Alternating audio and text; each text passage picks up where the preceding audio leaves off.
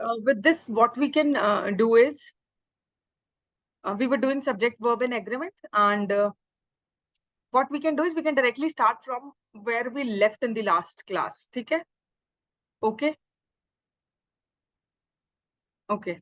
चलिए, rule number 1, 2, 3, 4, 5, 6, 7, 8, 9, 10, 11, 12 से करना। आज हमने आई गेस 11 रूल्स तक हो गए थे। इसमें कल किसी को कंफ्यूजन भी था क्राउड वाली उसमें। अभी ये कंफ्यूजन जिसका भी था कल, I don't know if that student is present in the class today or not. Let me check. अभी live available है? नहीं, that student is not attending the class live today. So what we can do is, my sound is not audible. Somebody has just texted regarding the sound. Please let me know if the sound is not audible. जल्दी से बताओ, we are already late. So we need to start the class. Let me know.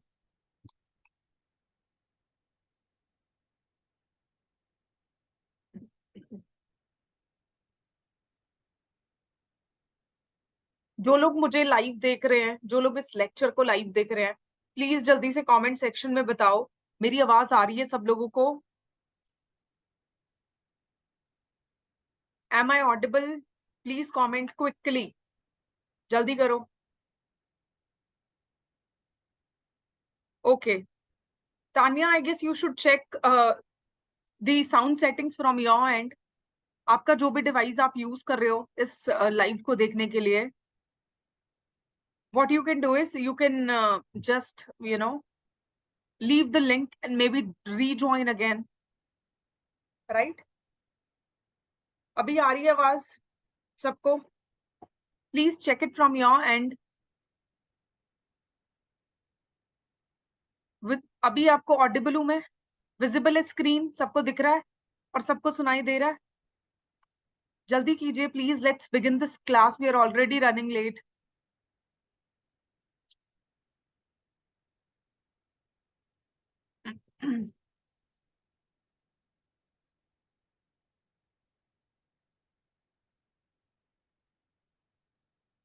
See, we are short of time today.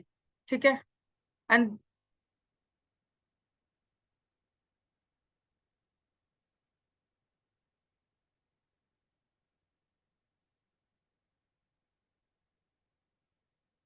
so what we can do is, I guess without wasting any more time, हम लोगों को class को शुरू करना चाहिए. ठीक है? Okay, I am just starting the class. कुछ प्रॉब्लम आएगी तो चैट बॉक्स में देख रही हूँ. I am reading your messages and I will reply to each of them. ठीक है? अभी देखो, कल हम लोग क्या कर रहे थे? कल हमने रूल नंबर 1 पढ़ा था और रूल नंबर 11 में, सॉरी, रूल नंबर 11 पढ़े थे हमने. टोटल हमने 11 रूल्स फिनिश कर लिए थे. ठीक है? और आज हमें कहाँ से शुरू करना है? आज हमें रूल नंबर 12 से शुरू करना है. ठीक है? 3 ही मेन रूल्स रहते हैं, उसके अलावा कुछ थोड़े से ट्रिकी रूल्स करके मैंने एक हेडिंग दिया है. Although those rules are not tricky, बस उनको आपको याद रखना होगा, लर्न करके रखना होगा, उनको रिमेम्बर करना होगा whenever you are solving the questions, ताकि आप वो गलतियां ना करो बेसिकली. ठीक है? ओके. तो रूल नंबर 12 में, रूल नंबर 11 में कल जिनको प्रॉब्लम था, आई गेस आज वो रूल थोड़ा बेटर क्लियर हो पाएगा उनको, क्योंकि लास्ट रूल जो इस चैप्टर का हम पढ़ेंगे वो रूल एंड रूल नंबर 11, यानी रूल नंबर 14, यहाँ पे ये rule number 14 and rule number 11 जो है दे क्वाइट लिंक्ड. तभी मैं बोलती हूँ एक चैप्टर को आप जो भी पढ़ रहे हो उसको अच्छे से पढ़ना हमेशा, सारे रूल्स को. ऐसा नहीं है कि रूल्स को आपने लर्न कर लिया, रट लिया और हो गया. नहीं, उनकी conceptual clarity is very important. उनकी कंसेप्चुअल क्लैरिटी रखना. ठीक है? क्योंकि वो जो कॉन्सेप्ट्स होंगे वो नेक्स्ट नेक्स्ट चैप्टर्स में भी यूज हो रहे हैं. ठीक है? जैसे this particular rule is also related to this rule. तो अगर ये रूल नहीं आता होगा तो ये रूल पूरा समझ नहीं आएगा, और ये नहीं आता होगा तो ये भी नहीं आएगा. ठीक है? तो ध्यान से सारे रूल्स अच्छे से समझने हैं. रट्टा बाद में मारेंगे, पहले समझेंगे. ठीक है? Okay. I hope it is clear to everyone. So without any further delay, I'm beginning the class. Okay. Rule number 12 देखो. रूल नंबर 12 में एक वर्ड की बात कर रहा है। कौन सा वर्ड? मेजॉरिटी। मेजॉरिटी का मतलब क्या होता है? मेजॉरिटी का मतलब होता है maximum people. See if there 100 people, तो मेजॉरिटी क्या होगी? 51, right? Right, 51 would be the majority. ठीक है, तो यहाँ पे बेसिकली क्या हो जाएगा? मेजॉरिटी। मेजॉरिटी का मतलब क्या होता है? मैक्सिमम पीपल, जितने भी हो सकते हैं। ठीक है, तो मेजॉरिटी वर्ड जहां पे भी कोई भी अगर आपको सेंटेंस गिवन है, उस सेंटेंस में अगर एक वर्ड यूज किया गया है मेजॉरिटी, तो आप उस वर्ड के साथ कौन सा वर्ब यूज करोगे? सिंगुलर वर्ब यूज करोगे या प्लूरल वर्ब यूज करोगे? ठीक है, उस पर्टिकुलर चीज के बारे में हम इस रूल में बात करेंगे कि जब भी ये वर्ड गिवन है किसी भी सेंटेंस में, तो उस सेंटेंस में आप वर्ब कौन सा यूज करोगे? सिंगुलर वर्ब यूज करोगे या प्लूरल? ठीक है, तो ये रूल क्या बोलता है? व्हाट डज दिस रूल से?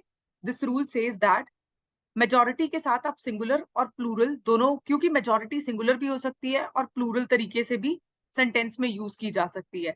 ठीक है, तो हेंस इसमें आप बेसिकली क्या करते हो? दोनों ही वर्ब्स यूज कर सकते हो, सिंगुलर भी एंड प्लूरल भी। ठीक है, कैसे करेंगे देखो। If it is alone it is usually singular. तो अगर मेजॉरिटी को बेसिकली आपने सिर्फ एक वर्ड यूज किया गया मेजॉरिटी, ठीक है, तो अगर मेजॉरिटी सिर्फ अपने आप में एक सब्जेक्ट है, सब सेंटेंस का स्ट्रक्चर क्या होता है? Subject plus verb plus object. ठीक है, so let me just do what has happened, अभी क्या हुआ? ओके, तो सेंटेंस का बेसिकली स्ट्रक्चर क्या होता है? सब्जेक्ट होता है, वर्ब होता है और ऑब्जेक्ट होता है। तो अगर सब्जेक्ट की जगह पे मेजॉरिटी वर्ड यूज किया गया है और कोई और सब्जेक्ट नहीं यूज किया गया, तो उस केस में आप मेजॉरिटी को कैसा सब्जेक्ट ट्रीट करोगे? सिंगुलर सब्जेक्ट की तरह ट्रीट करोगे, right? Okay, if it is followed by a plural noun it is usually plural. ठीक है, और उसको मेजॉरिटी को आप प्लूरल सब्जेक्ट की तरह कब ट्रीट करोगे? जब कोई भी सेंटेंस में मेजॉरिटी वर्ड तो यूज किया है, ठीक है, मेजॉरिटी वर्ड तो यूज किया है, बट उससे आगे जो पार्ट ऑफ द सेंटेंस है उसमें कुछ ना कुछ प्लूरल नाउन यूज किया गया है। ठीक है, तो हेंस उस केस में आप मेजॉरिटी वर्ड को पूरा क्या यूज करोगे? As a plural subject. ठीक है, एज अ प्लूरल सब्जेक्ट। तो इसमें एक्चुअली ट्रिकी पार्ट क्या है इस रूल का? इस रूल का ट्रिकी पार्ट जो है that is very easy to understand. देखो, normal sentences subject plus verb plus object. ठीक है, अब यहाँ पे एक वर्ड की बात हो रही है। कौन सा वर्ड? मेजॉरिटी। ठीक है, मेजॉरिटी वर्ड दो तरीके से यूज किया जा सकता है। सिंगुलर सब्जेक्ट की तरह भी आप उसको यूज कर सकते हो, और दूसरा प्लूरल सब्जेक्ट की तरह भी आप उसको यूज कर सकते हो। ठीक है, सिंगुलर सब्जेक्ट की तरह कब यूज करोगे? जब किसी भी सेंटेंस में, ठीक है, सेंटेंस का स्ट्रक्चर यही होता है नॉर्मली, किसी भी सेंटेंस में majority word as the main subject use किया गया, एज अ मेन सब्जेक्ट जो है क्या किया गया है? यूज किया गया है। तो आप उसको सिंगुलर की तरह ट्रीट करोगे। और प्लूरल की तरह कब ट्रीट करोगे? जब किसी भी सेंटेंस में, ठीक है, एक सब्जेक्ट गिवन है लेकिन मेन सब्जेक्ट जो है वो मेजॉरिटी है, और जो अदर असिस्टिंग सब्जेक्ट है उसके साथ जो एक और सब्जेक्ट गिवन है वो जो है वो प्लूरल फॉर्म में गिवन है। तो मेजॉरिटी वर्ड को जब किसी प्लूरल सब्जेक्ट के साथ या प्लूरल नाउन के साथ यूज किया जा रहा है, उस केस में आप इस वर्ड को कैसे ट्रीट करोगे? प्लूरल सब्जेक्ट की तरह ट्रीट करोगे। ठीक है, ये हो गया एक पार्ट। शायद अभी नहीं समझ आया होगा, बट एग्जाम्पल से बेटर समझ आएगा। देखो देखो, majority by itself is singular, but when majority refers to set of people it is plural. Example, majority, अभी यहाँ पे ये देखो, ये स्टेटमेंट क्या गिवन है? majority is always right. ठीक है, अभी मैं आपको कौन सा केस एक्सप्लेन कर रही हूँ? ये वाला, कि मेजॉरिटी को आप सिंगुलर कब ट्रीट करोगे।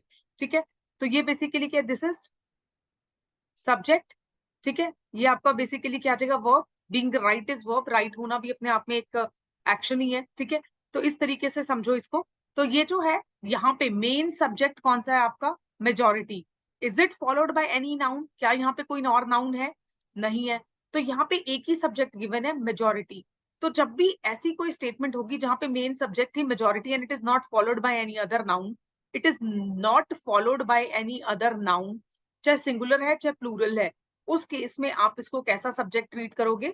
सिंगुलर सब्जेक्ट क्या करोगे? ट्रीट करोगे, ठीक है।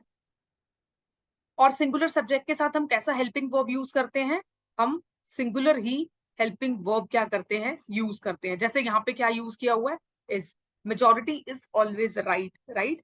तो ये हो गया आपका फर्स्ट केस का एग्जाम्पल। आई होप ये समझ में आया होगा कि जब मेजॉरिटी ही मेन सब्जेक्ट की तरह यूज हो रहा है और उसके आगे कोई भी नाउन फॉलो नहीं कर रहा है, या अगर नाउन फॉलो कर भी रहा है तो वो प्लूरल नाउन नहीं है, that is not a plural noun, तो उस केस में आप मेजॉरिटी को क्या ट्रीट करोगे, सिंगुलर सब्जेक्ट की तरह ट्रीट करोगे। और हम सबको पता है कि सिंगुलर सब्जेक्ट के साथ हम कौन सा हेल्पिंग वर्ब यूज करते हैं, सिंगुलर हेल्पिंग वर्ब जो है वो क्या करते हैं, यूज करते हैं। I hope it is clear to everyone, right. Clear है इतना सबको, ठीक है। अभी देखो second part of the sentence, second part of the rule basically क्या बोल रहा था, second part of the rule जो था वो बेसिकली क्या बोल रहा था, वो ये बोल रहा था कि मेजॉरिटी को जब आप किसी प्लूरल नाउन के साथ यूज कर रहे हो, when majority is followed by a plural noun, तो हम उसको प्लूरल ट्रीट करते हैं यूजुअली पीपल के कॉन्टेक्स्ट में। एग्जाम्पल देखो, एक एग्जाम्पल देती हूँ इसका, यहाँ पे देखते हैं, यही वाला एग्जाम्पल देखते हैं।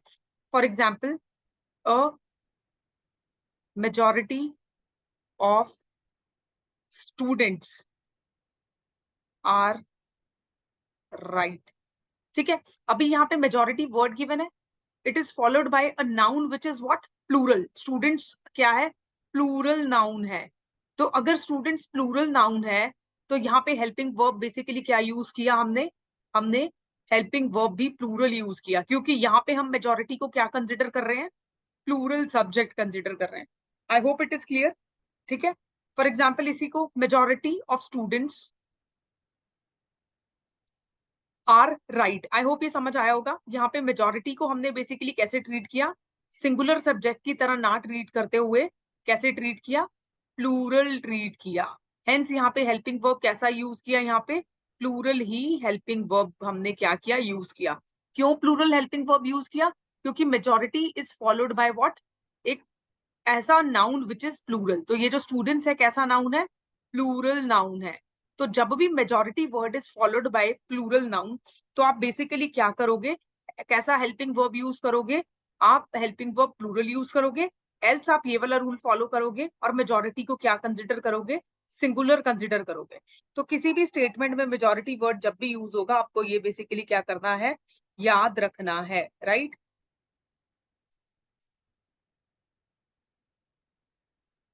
Right, I hope it is clear, ठीक है, okay.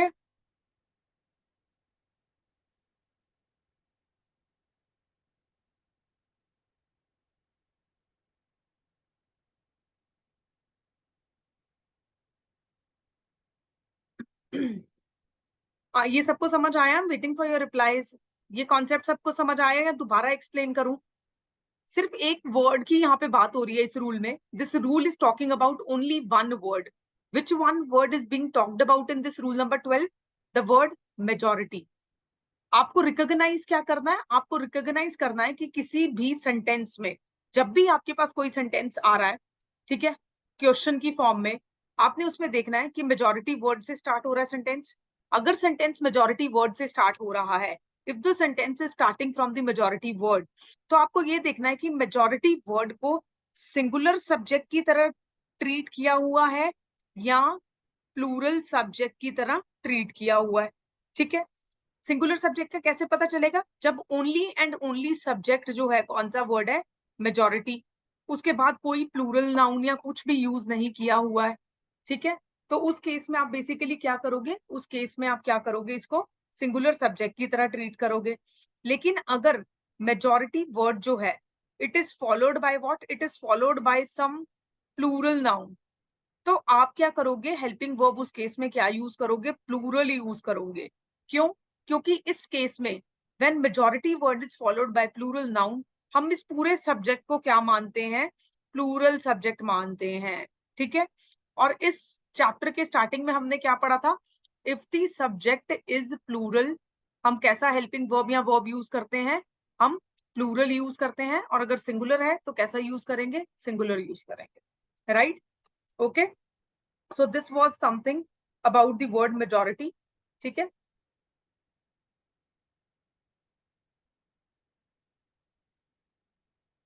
okay, I hope it is clear. With this I am done with the rule number 12. ठीक है, रूल नंबर 13 देखो। अभी रूल नंबर 13 बेसिकली क्या बोल रहा है?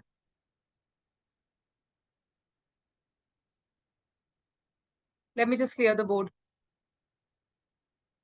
रूल नंबर 13 देखो।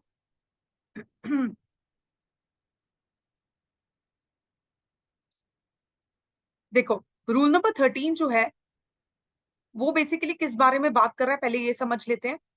जब भी स्टेटमेंट में द नंबर या अ नंबर, मतलब कोई वर्ड है नंबर, बहुत सारी ऐसी सेंटेंसेस हो सकते हैं, स्टेटमेंट्स हो सकते हैं जहां पे हम इस वर्ड को यूज करते हैं। ठीक है, अ number of people, the number of people. तो कंफ्यूजन क्या होता है कि आपको इसके साथ बेसिकली क्या करना है, द नंबर और अ नंबर। ठीक है, दो चीजों के साथ यूज किया जाता है, द नंबर या अ नंबर। ठीक है, दोनों में से कोई भी आर्टिकल आप इसके साथ यूज कर सकते हो, इधर डेफिनेट आर्टिकल और इनडेफिनेट आर्टिकल। ठीक है, बट द पॉइंट इज कि जब आप द यूज कर रहे हो तो फिर उस केस में आप बेसिकली क्या करोगे, कौन सा हेल्पिंग वर्ब यूज करोगे, और जब आप अ नंबर यूज कर रहे हो तो कौन सा हेल्पिंग वर्ब यूज करोगे। ठीक है, तो जब भी आपको एक स्टेटमेंट गिवन है वहां पे ये वर्ड यूज किया हुआ है, तो आपको पहले तो देखना है कि द यूज किया हुआ है वहां पे आर्टिकल या अ यूज किया हुआ है। ठीक है, अगर द यूज किया हुआ है आर्टिकल, तो आप इस वर्ड को क्या लेके चलोगे, कैसा सब्जेक्ट, सिंगुलर सब्जेक्ट लेके चलोगे। तो कैसा हेल्पिंग वर्ब यूज करोगे उस केस में, सिंगुलर ही हेल्पिंग वर्ब यूज करोगे।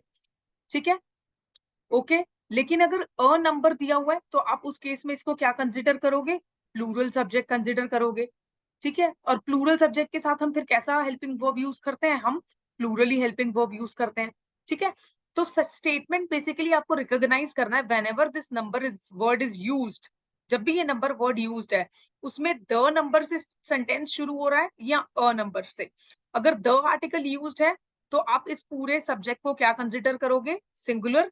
हेंस हेल्पिंग वर्ब भी कैसा यूज करोगे, सिंगुलर। और अ नंबर से अगर स्टार्ट है तो उसको प्लूरल बेसिकली कंसिडर करोगे। और कैसा हेल्पिंग वर्ब यूज करोगे, हेल्पिंग वर्ब आप कैसा यूज करोगे, प्लूरल यूज करोगे।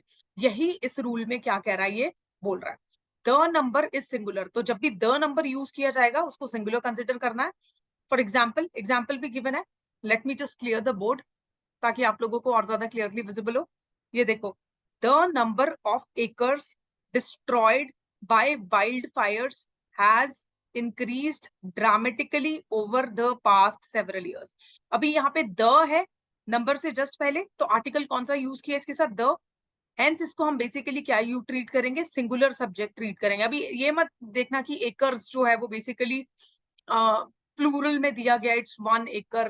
कभी भी एकड़ को पहली बात तो 1 एकड़ 2 एकड़ में ऐसे बात नहीं करते, it is use in plural only. ठीक है, तो इस तरीके से देखना कि नंबर से जस्ट पहले कैसा आर्टिकल यूज किया है। आर्टिकल अगर द गिवन है तो उस केस में आपने क्या यूज करना, एक ऐसा वर्ब यूज करना है जो बेसिकली क्या है, सिंगुलर है। तो यहाँ पे हमने क्या किया, सिंगुलर ही हेल्पिंग वर्ब यूज किया। ठीक है, देखो, the number of acres destroyed by wild Fyers has increase dramatically over the past several years. तो यहाँ पे पॉइंट टू बी नोटेड क्या है, सिर्फ दो ही चीजें आपको ध्यान रखनी है। देखो, मोस्ट ऑफ द स्टूडेंट्स को अगर मैं यहाँ पे फिल इन द ब्लैंक्स देती तो डेफिनेटली वो इसको देख के क्या करते हैं, यहाँ पे हैव फिल करते और वो हो जाता गलत। ठीक है, लेकिन आपको क्या मैंने रूल समझाया, रूल मैंने ये समझाया कि जब भी नंबर वर्ड जो है वो यूज्ड है किसी सेंटेंस में, उससे पहले अगर द आर्टिकल गिवन है तो आपको ये समझ जाना है कि ये जो है इसको सिंगुलर कंसिडर करेंगे, सिंगुलर सब्जेक्ट की तरह ट्रीट करेंगे। ठीक है, हेंस जो हेल्पिंग वर्ब यूज होगा वो कैसा यूज होगा, सिंगुलर, ना कि प्लूरल। प्लूरल लगाओगे तो गलत हो जाएगा। ठीक है, अब देखो, अ नंबर, जब भी नंबर से पहले ए वर्ड यूज किया गया एज एन आर्टिकल तो आप उसको कैसे यूज करोगे, प्लूरल सब्जेक्ट की तरह यूज करोगे। देखो example, a number of students are standing outside the office. ठीक है, अभी यहाँ पे a number of students are standing, helping verb कैसा यूज किया, प्लूरल हेल्पिंग वर्ब। ठीक है, कैसा हेल्पिंग वर्ब यूज किया, प्लूरल हेल्पिंग वर्ब जो है वो बेसिकली क्या किया हमने, यूज किया यहाँ पे। Right, I hope it is clear to everyone. बहुत सिंपल था, इसमें कुछ नहीं था, बस आपको बेसिकली क्या करना है, रिकॉग्नाइज करना है। ठीक है, what you have to do, you just have to recognise कि आपने आर्टिकल कौन सा यूज किया है।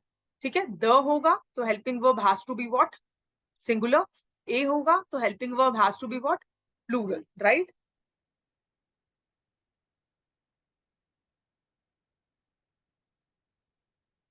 ओके, आई होप ये भी क्लियर होगा सबको, राइट। अभी चलो नेक्स्ट रूल पे। नेक्स्ट रूल क्या बोलता है, what does the next rule say. ये कल मैंने रूल ग्रुप में भी एक्सप्लेन किया था क्योंकि किसी को डाउट था रूल नंबर 11 में, और उसके बाद मैंने यही बताया था, इसी से सिमिलर रूल था। ठीक है, ऐसा ही था कलेक्टिव नाउन्स के बारे में। देखो, जब भी कलेक्टिव नाउन्स, ये रूल बेसिकली क्या बोलता है, रूल नंबर 14। रूल नंबर 14 बोलता है collective nouns indicating time, money, measurement are used as whole, are singular. ठीक है, and take a singular verb. तो जब भी कलेक्टिव नाउन्स की हम बात करते हैं, पहली बात तो कलेक्टिव नाउन्स की जब भी बात हो रही है, कल जो मैं ग्रुप में एक्सप्लेन कर रही थी कलेक्टिव नाउन्स के बारे में, मैं क्या कर रही थी, बात कर रही थी। ठीक है, अब सबसे पहले तो आपको ये पता होना चाहिए कि कलेक्टिव नाउन जो है वो बेसिकली क्या होता है। ठीक है, कलेक्टिव नाउन जो है, what is collective noun, see, collective noun basically ऐसा कुछ भी वर्ड हो सकता है। नाउन क्या है, it can be a name of place, thing, person. ठीक है, it can be a feeling, it can be, it can be some quality, कोई भी। ठीक है, तो कुछ भी हो सकता है। ठीक है, it can B an animal that is being talked about. तो नाउन कुछ भी हो सकता है। और कलेक्टिव नाउन फिर क्या होगा, कलेक्टिव नाउन होगा जब हम ग्रुप की बात कर रहे हैं। It can be a group of places, it can be group of things, it can be group of person, it can be group of feelings, it can be quality क्या group. ठीक है, it can be animals का ग्रुप। ठीक है, तो उसको basically हम क्या बोलेंगे, what we will call it, we will call it collective noun. पहले तो कलेक्टिव नाउन समझ लो क्या है। ठीक है, फॉर एग्जाम्पल अगर मैं माउंटेन्स की बात करूं, ठीक है, तो माउंटेन अगर मैं लिख रही हूँ अ माउंटेन, इससे क्या पता चल रहा है, वन माउंटेन की बात हो रही है। लेकिन मैं ऐसे, इसको अगर मैं ऐसे लिखूं माउंटेन रेंज, तो क्या पता चल रहा है कि ग्रुप ऑफ माउंटेन्स की बात हो रही है। तो hence it is a collective noun. ठीक है, अगर मैं लिखूं स्टिक, तो you will get to know कि one stick is being talked about. अगर मैं ऐसे लिखूं ग्रुप ऑफ स्टिक्स, ठीक है, तो आपको क्या पता चल जाएगा कि कैसी बात हो रही है, बहुत सारी स्टिक्स की बात हो रही है। तो ये कलेक्टिव नाउन हुआ। अगर मैं बोलूं पर्सन, तो डेफिनेटली आप ये सोचोगे there could be one person. ठीक है, क्योंकि पर्सन सिंगुलर फॉर्म में लिखा हुआ है पर्सन। ठीक है, तो वन पर्सन की किसी की बात हो रही होगी। बट अगर मैं ऐसे लिखूं पर्सन्स, या फिर ऐसे लिख दूं पीपल, तो people can be the whole lot of people ना, कितने ग्रुप ऑफ पीपल हो सकता है, बहुत सारे लोग हो सकते हैं। तो अगर मैं बोलूं क्राउड, क्राउड वर्ड को पढ़ते ही आपको क्या समझ में आएगा कि बहुत सारे बड़े झुंड of people, crowd of people की बात हो रही है। ठीक है, अगर मैं बोलूं कलेक्शन, तो कलेक्शन से आप क्या समझोगे कि बहुत सारी चीजों का कलेक्शन ऑफ टी शर्ट्स बोल दूं अगर मैं, ठीक है, या कलेक्शन ऑफ क्लोथ्स बोल दूं, तो आपको क्या समझ में आएगा इसको पढ़ के कि कोई बहुत बड़ा कलेक्शन होगा कपड़ों का जिसकी बात हो रही है, कोई कलेक्शन ऑफ क्लोथ्स की बात हो रही है। ठीक है, जैसे स्टाफ। ठीक है, स्टाफ से क्या पता चलता है कि बहुत सारे मेंबर्स होंगे स्टाफ में जिनकी बात हो रही है। ठीक है, ओके। अगर मैं बोल दूं फॉर एग्जाम्पल, कुछ भी एग्जाम्पल ले लो, टीम। ठीक है, टीम किस चीज को रिप्रेजेंट करती है, फॉर एग्जाम्पल अगर मैं बोलूं क्रिकेट टीम। अभी मुझे एक बात बताओ, क्रिकेट टीम एक कलेक्टिव वर्ड है, team is a collective noun. ठीक है, टीम में अगर मैं बात करूं क्रिकेट टीम की, how many people are there in cricket team, usually 11 people होते हैं। तो टीम अपने आप में बेसिकली क्या है, सिंगुलर है, लेकिन इट इज रिप्रेजेंटिंग 11 पीपल। अगर मैं टीम के इंडिविजुअल मेंबर्स की बात करूं तो वो क्या हो जाएगा, प्लूरल हो जाएगा। ठीक है, लेकिन अगर मैं सिर्फ टीम की बात कर रही हूँ, although it is representing 11 people, but it is considered as singular subject. ठीक है, तो कल मैं यही समझाने की कोशिश कर रही थी कि जो कलेक्टिव नाउन्स होते हैं, जो कलेक्टिव नाउन होते हैं, ठीक है, कलेक्टिव नाउन में बेसिकली क्या होता है, इनको अपने आप में सिंगुलर ही कंसिडर किया जाता है, सिंगुलर सब्जेक्ट की तरह ही कंसिडर किया जाता है। हेंस इनके साथ जो हेल्पिंग वर्ब यूज होता है वो सिंगुलर ही यूज होगा। ठीक है, लेकिन अगर इस कलेक्टिव नाउन में मैं एक इंडिविजुअल मेंबर की बात कर रही हूँ, ठीक है, एक इंडिविजुअल मेंबर की बात कर रही हूँ, तो उस केस में क्या होगा, आप उसको प्लूरल सब्जेक्ट की तरह ट्रीट करोगे। ठीक है, और उसके साथ हेल्पिंग वर्ब कैसा यूज करोगे, प्लूरल ही हेल्पिंग वर्ब यूज करोगे। जैसे कि कल जिनको कंफ्यूजन था उन्होंने कमेटी का एग्जाम्पल लिया था। I guess, I don't remember exactly, committee था या जो भी था, क्राउड का एग्जाम्पल लिया था। ठीक है, जो भी एग्जाम्पल था, तो वो जो एग्जाम्पल उन्होंने लिया था उसमें अगर पूरे क्राउड की बात हो रही है तो डेफिनेटली आप उसको हेल्पिंग वर्ब उसमें सिंगुलर बात करोगे। लेकिन क्राउड के एक इंडिविजुअल मेंबर के ऊपर फोकस किया जा रहा है कि एक इंडिविजुअल मेंबर का क्या सीन था, उस केस में आप उसको प्लूरल ट्रीट करोगे और प्लूरल ही हेल्पिंग वर्ब जो है वो यूज करोगे। Right, okay. तो ये तो कल वाली बात हो गई। अभी इस रूल में ये क्या बोलने की कोशिश कर रहा है हम वो देखते हैं। ठीक है, collective noun indicating time, money या measurement used as a whole are singular and take singular verb. तो वो कह रहा है कि कोई भी ऐसा कलेक्टिव नाउन जो टाइम को या मनी को या मेजरमेंट को रिप्रेजेंट करता है उसको हम बेसिकली वन सिंगुलर सब्जेक्ट की तरह कंसिडर करते हैं। इसीलिए उसके साथ हमेशा एक सिंगुलर वर्ब जो है वो बेसिकली क्या करते हैं, यूज करते हैं। ठीक है, I hope it is clear. अभी इसका एग्जाम्पल भी कराती हूँ आप लोगों को। देखो रूल क्या बोलता है कि कलेक्टिव नाउन जो है, ठीक है, विद रिस्पेक्ट टू तीन चीजें, कौन कौन सी, टाइम, ठीक है, मेजरमेंट, ओके, एंड मनी। ठीक है, इन तीनों से रिलेटेड कुछ भी बात होगी इनको हम बेसिकली क्या ट्रीट करेंगे, इनको सिंगुलर सब्जेक्ट की तरह क्या करेंगे, ट्रीट करेंगे। ठीक है, ओके। हेंस इनके साथ हेल्पिंग वर्ब कैसा यूज होगा, इनके साथ हेल्पिंग वर्ब हमेशा सिंगुलर यूज होगा। फॉर एग्जाम्पल मनी के कॉन्टेक्स्ट में देखो, ठीक है, हम लोग क्या करेंगे, a ward which is the collection of money, ठीक है, money has been found at his home in raid. ठीक है, तो ये बेसिकली क्या हुआ, कलेक्टिव नाउन वैड किस चीज को रिप्रेजेंट करता है, बहुत ज्यादा अमाउंट ऑफ मनी को रिप्रेजेंट करता है। तो wad of money has been found at his home in a raid. अभी वैड ऑफ मनी को मैंने बेसिकली कैसे ट्रीट किया, although huge amount of money को रिप्रेजेंट कर रहा है ये, ह्यूज अमाउंट ऑफ मनी को, बट यहाँ पे कैसा हेल्पिंग वर्ब यूज किया देख लो, दिस इज सिंगुलर। क्यों सिंगुलर यूज किया, क्योंकि मैं इस पूरे को वन एंटिटी सिंगुलर सब्जेक्ट की तरह ट्रीट कर रही हूँ। ठीक है, यहीं पे वो ये बात क्या कर रहा है, समझाने की कोशिश कर रहा है कि जब भी collective noun with respect to money use होगा, ठीक है, तो आप क्या करोगे, उसको सिंगुलर सब्जेक्ट की तरह ट्रीट करोगे एंड हेंस उसके साथ बेसिकली क्या करोगे, कैसा बेसिकली क्या करोगे, हेल्पिंग वर्ब यूज करोगे। You will be using a helping verb जो बेसिकली क्या होगा, सिंगुलर ही होगा, जैसे कि इस एग्जाम्पल में हमने किया। ठीक है, उसके बाद आप बेसिकली क्या कर सकते हो, और एग्जाम्पल्स देखो, यहाँ पे जो एग्जाम्पल गिवन है उसको देखो। ठीक है, और क्या एग्जाम्पल हो सकता है, 25 rupees is not such a big amount for him. तो यहाँ पे 25 रुपीज, अभी 25 रुपीज को इंडिविजुअली नहीं देखा जा रहा, as a one entity, as a one subject जो है वो बेसिकली क्या किया जा रहा है, देखा जा रहा है। हेंस यहाँ पे मैंने क्या यूज किया, इज यूज किया। 25 रुपीज आर नहीं होगा, आर। ठीक है, 25 rupees is not such a big amount for him. 2 miles, ठीक है, measurement, miles is a measurement unit, ये जो मैं मेजरमेंट की बात कर रही हूँ, किस चीज को मेजर करता है, माइल, डिस्टेंस को मेजर करता है। ठीक है, what does the miles measure, it measure the distance. 2 miles is too much for this man to run. ठीक है, तो 2 miles is too much for this man to run. तो यहाँ पे 2 माइल्स को बेसिकली वन सिंगल एंटिटी की तरह treat किया गया एंड हेंस यहाँ पे बेसिकली क्या आ जाएगा, यहाँ पे बेसिकली क्या आ जाएगा, हेल्पिंग वर्ब जो है वो कैसा यूज होगा, सिंगुलर हेल्पिंग वर्ब जो है वो बेसिकली क्या होगा, यूज होगा। I hope it is clear to everyone, I hope it is clear to everyone.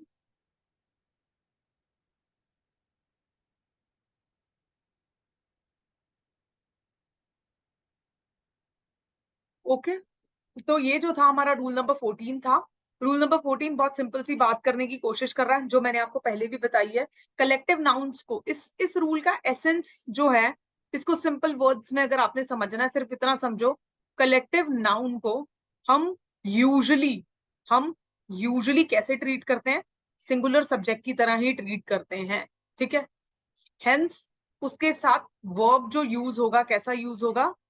वो हमेशा सिंगुलर ही यूज होगा, राइट। अनलेस एंड अनटिल, जैसा कल मैं आपको केसेस बता रही थी कि किसी इंडिविजुअल को स्ट्रेस नहीं किया जा रहा, किसी इंडिविजुअल के ऊपर ज्यादा फोकस नहीं किया जा रहा, या इंडिविजुअल डिफरेंसेस की बात नहीं की जा रही है, तब तक आप उसमें हेल्पिंग वर्ब जो है वो बेसिकली सिंगुलर यूज करोगे। जहां पे ये सब चीजें आपको सेंटेंस में दिखनी शुरू होंगी, हेल्पिंग वर्ब कैसा आ जाएगा? प्लूरल आ जाएगा, क्योंकि हम उसमें एक एक इंडिविजुअल की बात कर रहे हैं। तो हम जो कलेक्टिव नाउन होगा उस केस में हम कलेक्टिव नाउन को कैसे ट्रीट करेंगे? We will treat the collective noun as plural subject, right. Right.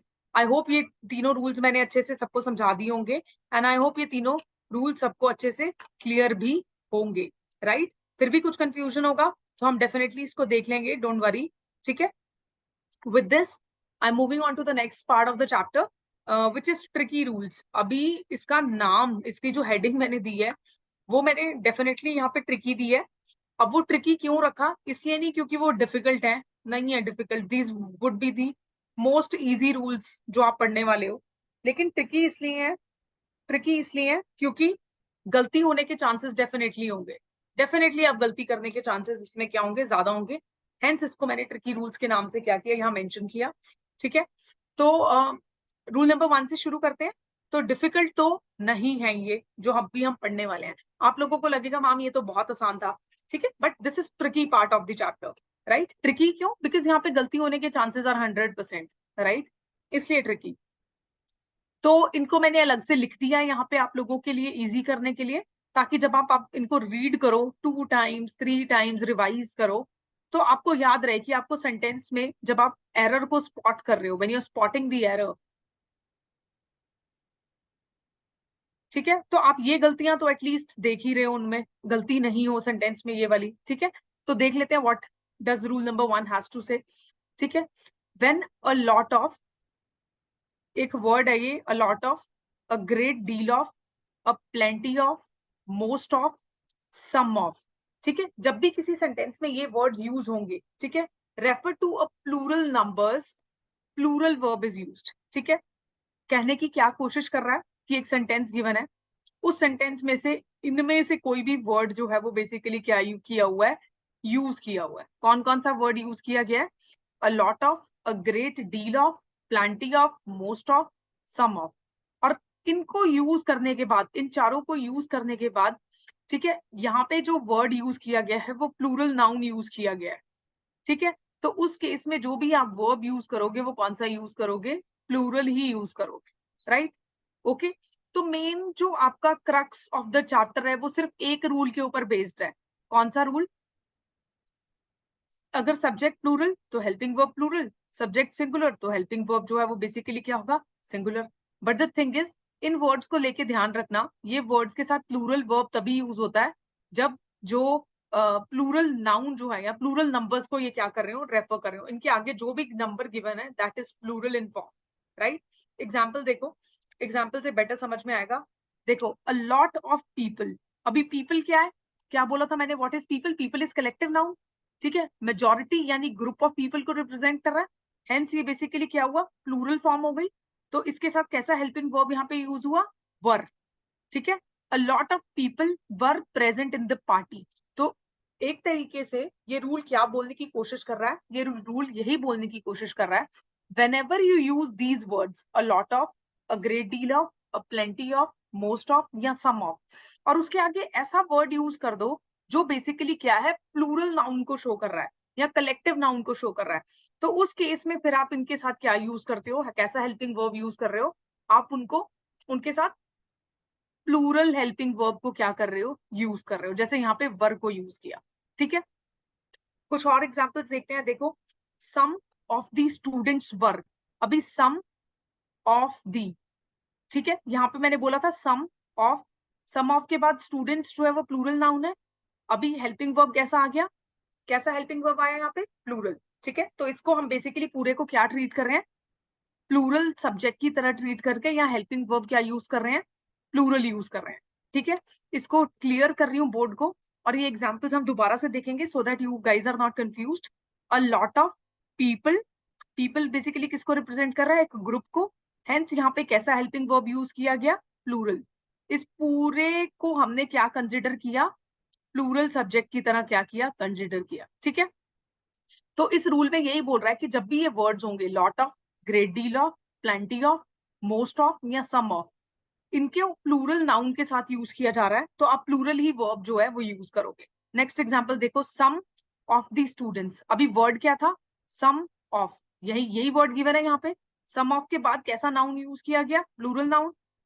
Helping verb क्या यूज किया गया, वर। ठीक है, वर कैसा हेल्पिंग वर्ब है, प्लूरल। तो हेंस हमने पूरे सब्जेक्ट को कैसा ट्रीट किया, सिंगुलर ना ट्रीट करके कैसा ट्रीट किया, प्लूरल। क्योंकि यहाँ नाउन कौन सा यूज किया जा रहा है, सम ऑफ के बाद नाउन जो यूज किया जा रहा है वो प्लूरल नाउन यूज किया जा रहा है। ठीक है, हेंस यहाँ हेल्पिंग वर्ब क्या आया, plural. But if these expressions refer to an amount, लेकिन इन वर्ड्स के साथ ये जो 3 वर्ड्स या 4 वर्ड्स लिखे हुए हैं यहाँ पे, लॉट ऑफ, ठीक है, अ लॉट ऑफ, ठीक है, a great deal of, a plenty of, sorry some of, most of, अगर इनके बाद प्लूरल नाउन यूज किया जा रहा है तो हेल्पिंग वर्ब कैसा होगा, प्लूरल ही होगा। लेकिन अगर इन वर्ड्स के बाद कोई भी अमाउंट को रेफर किया जा रहा है तो उस केस में आप कैसा हेल्पिंग वर्ब यूज करोगे, सिंगुलर हेल्पिंग वर्ब को क्या करोगे, यूज करोगे। ठीक है, अभी 2 केसेस बन गए, वर्ड्स यही है, सेम रहेंगे, केसेस आर 2। कौन कौन से 2 केसेस हैं, नंबर 1 केस जो है वो ये वाला है कि इन वर्ड्स के बाद प्लूरल नाउन अगर है तो प्लूरल हेल्पिंग वर्ब आएगा। और दूसरा केस कौन सा बनता है, दूसरा केस बनता है अगर इन वर्ड्स के बाद अमाउंट गिवन है तो हेल्पिंग वर्ब सिंगुलर हो जाएगा। अमाउंट का कैसे एग्जांपल लिखेंगे, ये देखो, a lot of work has to be completed. ठीक है, तो बहुत ज्यादा जब वर्क की बात की जा रही है, वर्क कितना, quantity of work, a lot of work. ठीक है, तो एक तरीके से अमाउंट या किस चीज की बात की जा रही है, क्वांटिटी की। A lot of work has to be completed, इस केस में हेल्पिंग वर्ब देखो कैसा है, सिंगुलर।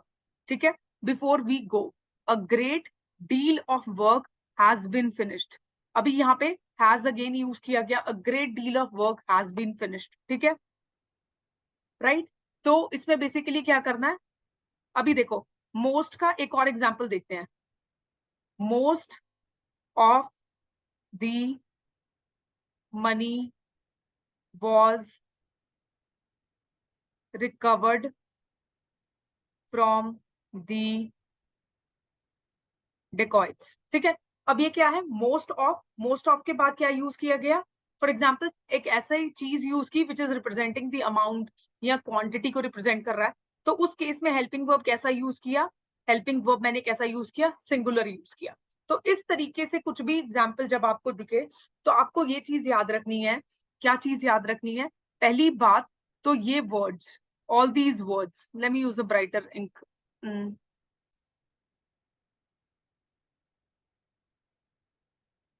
ठीक है, ये सारे वर्ड्स जो हैं, all these words, a lot of, a great deal of, a plenty of, some of, most of. ठीक है, ये 5 जो वर्ड्स हैं, इनके साथ अगर प्लूरल नाउन यूज हो रहा है तो हेल्पिंग वर्ब प्लूरल यूज करोगे। ठीक है, दिस इज वन थिंग।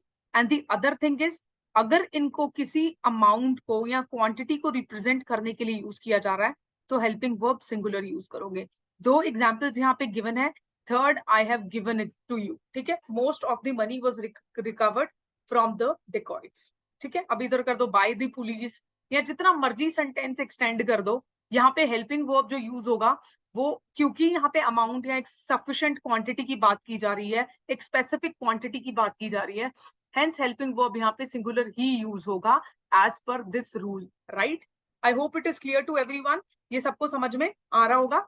तो ये रूल जो था, दिस रूल हैड 2 पार्ट्स। ठीक है, इसको मैं थोड़ा सा एडिट करके 2 पार्ट्स में डिवाइड कर दूंगी। 1 पार्ट वाज दिस, जहां पे इन वर्ड्स को आप किसी प्लूरल नाउन के साथ यूज कर रहे हो तो उस केस में आप प्लूरल वर्ब यूज करोगे। And the other part was this part, ठीक है, जहां पे आप इनको किसी अमाउंट के साथ यूज कर रहे हो, उस केस में वर्ब कैसा यूज करोगे, सिंगुलर यूज करोगे। Right, I hope it is clear to everyone. अभी नेक्स्ट रूल देखो, बहुत सिंपल है नेक्स्ट रूल, ठीक है। लेट मी सी अभी तक किसी का कोई क्वेश्चन या कोई डाउट आया है, so that I can clear side by side only. nahi, so nobody has posted nothing about the any of the doubts that would have been there, ठीक है। तो आगे चलते हैं। I guess everyone is comfortable. एक बार मुझे Thums up करके बता दो सबको समझ आ रहा है।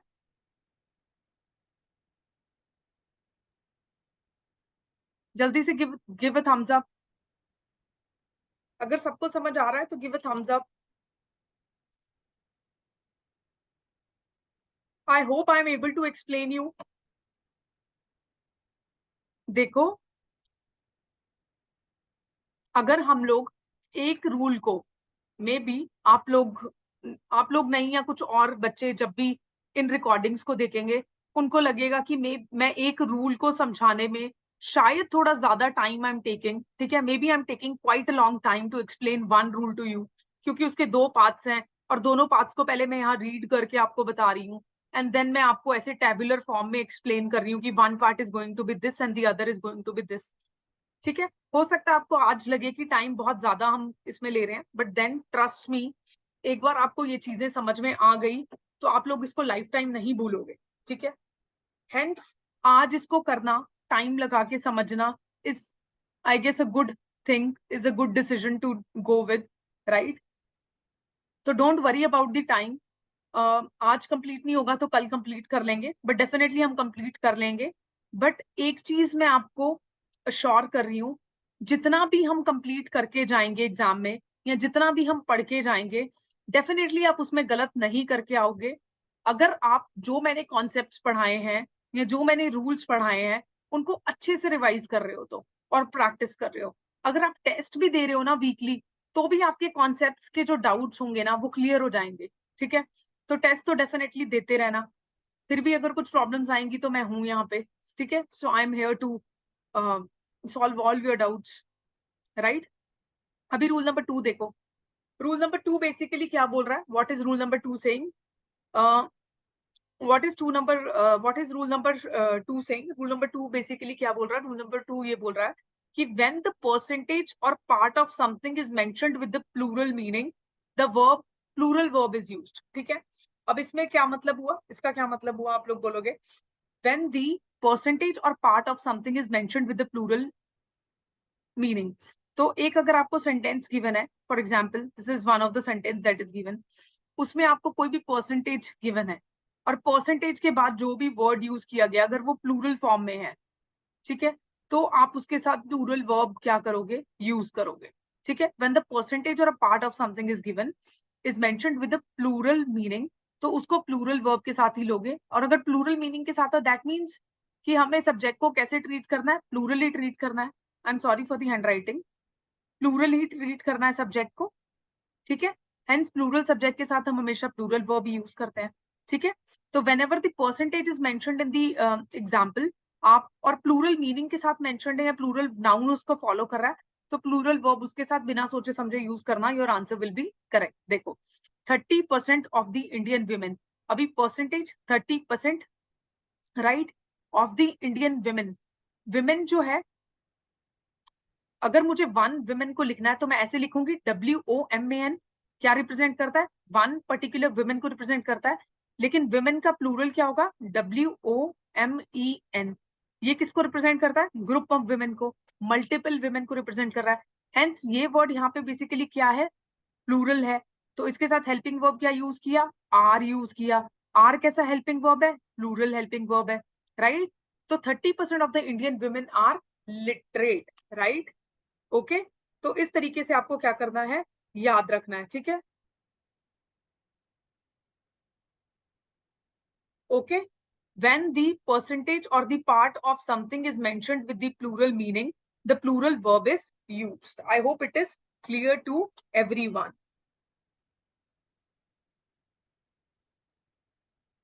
अभी इसमें किसी को कुछ डाउट है तो बताओ।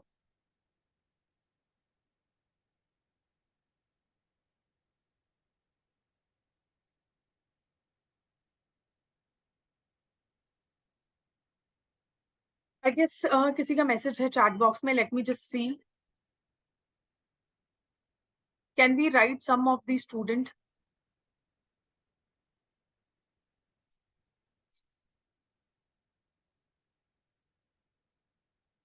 Some of the student was absent. See, इनका जो क्वेश्चन है that is based on rule number 1, right? Okay. इनका जो है that is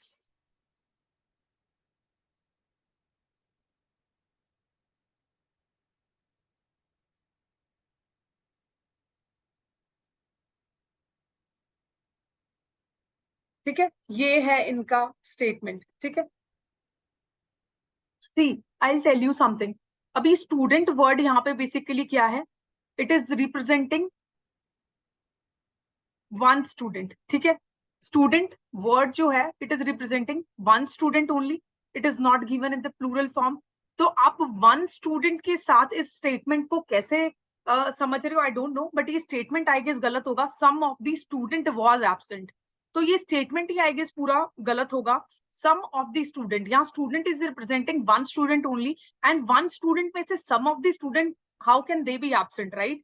तो एक तरीके से वो सेंसिबल स्टेटमेंट नहीं बन रहा है, ठीक है। तो जब भी आप पहली बात तो इन वर्ड्स को आप यूज कर रहे हो, पहली बात तो ऐसा होगा कि ये प्लूरल वर्ब्स के साथ ही स्टेटमेंट में यूज होंगे, और अगर नहीं यूज होंगे तो जैसे इस चीज को मैं यहाँ पे नोटिस कर रही हूँ, आई गेस आप भी इसको नोटिस कर पा रहे होगे कि स्टूडेंट जो है वर्ड एक स्टूडेंट को रिप्रेजेंट कर रहा है, और एक स्टूडेंट में से सम, क्या सम होंगे, मतलब सम ऑफ द स्टूडेंट कैसे डिवाइड करोगे, right?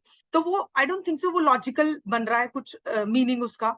Some of the student was absent, तो अगर ये स्टेटमेंट होगा तो इसी तरीके से होगा, सम ऑफ द स्टूडेंट्स, क्योंकि अगर हमारे पास ग्रुप ऑफ स्टूडेंट्स हैं, if we have group of students यहाँ पे, तो ही सम एब्सेंट हो सकते हैं ना, ठीक है। I hope you are getting the point, ठीक है। तो यहाँ पे स्टूडेंट वर्ड यूज करना ही गलत है, राइट?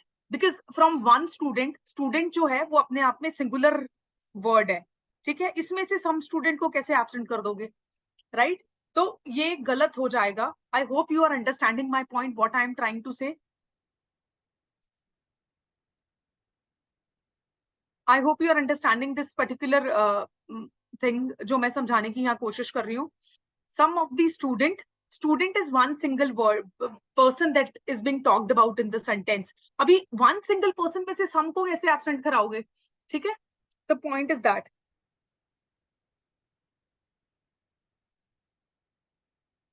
okay? तो आपको जब भी स्टेटमेंट में ये वर्ड्स गिवन होंगे ना, एग्जामिनर अगर आपको कभी भी वर्ड देगा तो ऐसी गलती तो नहीं करेगा, आई एम श्योर। इस तरीके से गलती नहीं करेगा ऐसे फ्रेम करने की। अगर वो गलती करेगा तो वो यहाँ पे गलती करेगा, और आपको यही गलती को ट्रैप करना, ठीक है। अब वो क्या करेगा, सम ऑफ द स्टूडेंट्स के साथ ऐसा हेल्पिंग वर्ब यूज कर देगा जो यहाँ पे इसके साथ नहीं जाना होगा, यानी कि हो सकता है सिंगुलर हेल्पिंग वर्ब यूज कर दे, बट हमने रूल में क्या पढ़ा था, प्लूरल हेल्पिंग वर्ब यूज होता है। तो यहाँ पे डेफिनेटली वो आपको ट्रैप कर सकता है, यहाँ पे ट्रैप नहीं करेगा कभी भी, राइट? ठीक है। जब हम प्रैक्टिस क्वेश्चंस करेंगे, I will make you practice questions also, don't worry, ठीक है। तो जब हम प्रैक्टिस क्वेश्चंस करेंगे, हम रिवाइज करेंगे, हम लोग करेंगे, even if we will not do practice question, अगर मैं आपको प्रैक्टिस क्वेश्चंस नहीं भी करा पाती हूँ, तो what I will do is, जितने मैंने आपके अभी तक टेस्ट लिए हैं, आई विल ट्राई कि हम उन टेस्ट का डिस्कशन कर लें, ठीक है। क्योंकि टेस्ट जो थे वो सारे कॉन्सेप्ट्स पे बेस्ड थे, तो इन टेस्ट को डिस्कस करने से मैं आपको ये कॉन्सेप्ट दोबारा से याद करा पाऊंगी कि ये कॉन्सेप्ट में हमने क्या पढ़ा था, और इसीलिए इस क्वेश्चन में हमने ये आंसर दिया है, ठीक है। तो उस तरीके से maybe I try to make you revise the entire thing through test only, ठीक है। तो हम लोग कुछ ना कुछ करने की कोशिश कर रहे हैं, हम planning out something for you all कि किस तरीके से हम रिवाइज करें, ठीक है। Okay, I hope it is clear जिनका भी ये क्वेश्चन था, और आई एम श्योर आपको ये भी क्लियर होगा, रूल नंबर 2 भी अभी क्लियर होगा कि जब भी परसेंटेज आपको गिवन है और उसके उसके बाद it is followed by some plural word या प्लूरल नाउन, तो आप उसके साथ हेल्पिंग वर्ब क्या यूज करोगे, हेल्पिंग वर्ब आप हमेशा प्लूरल ही यूज करोगे, क्योंकि उस केस में हम इस पूरे को क्या ट्रीट करेंगे, प्लूरल सब्जेक्ट की तरह ही क्या करेंगे, ट्रीट करेंगे, राइट? अभी देखो एक और एग्जांपल लेती हूँ इसका, इन्होंने बोला ना कि पार्ट ऑफ समथिंग या पार्ट भी अगर गिवन है, फॉर एग्जांपल ये देखो, इस तरीके से। कई बार हो सकता है आपको परसेंटेज ना गिवन हो, आपको क्या गिवन होगा, इस तरीके से गिवन होगा 3/4, ठीक है, 2/5, ठीक है, इसकी परसेंटेज निकाल लो कितनी निकलती है, 40%। तो 40% ना लिख के वो आपको 2/5 लिख के दे देगा स्टेटमेंट में, ठीक है, 3/4 लिख के दे देगा इस तरीके से। फॉर एग्जाम्पल देखो, 3/4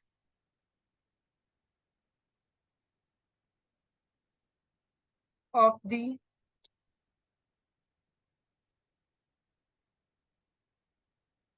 3/4 ऑफ द इंडियन,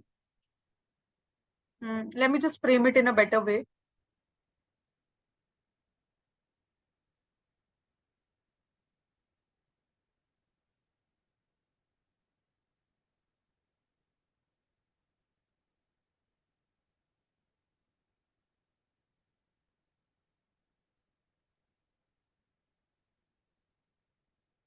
अभी ये स्टेटमेंट देखो, मैंने आपको क्या बोला था, when it will be followed by plural verb, although population जो है वो कलेक्टिव नाउन है, इट इज कलेक्टिव नाउन, ठीक है, लेकिन हम उसको प्लूरल कभी भी ट्रीट नहीं करेंगे, ठीक है। हेंस यहाँ पे हेल्पिंग वर्ब क्या यूज हुआ, हेल्पिंग वर्ब सिंगुलर यूज हुआ। 3/4 ऑफ द पॉपुलेशन, मैंने यहाँ क्या बोला था कि जब भी पार्ट ऑफ समथिंग या परसेंटेज की बात की गई है तो प्लूरल वर्ब यूज करना है।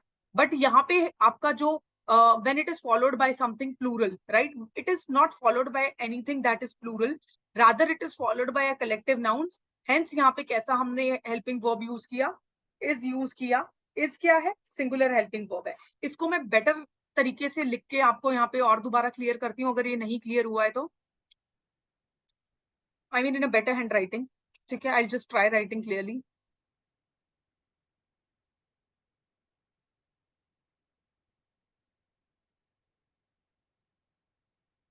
3/4,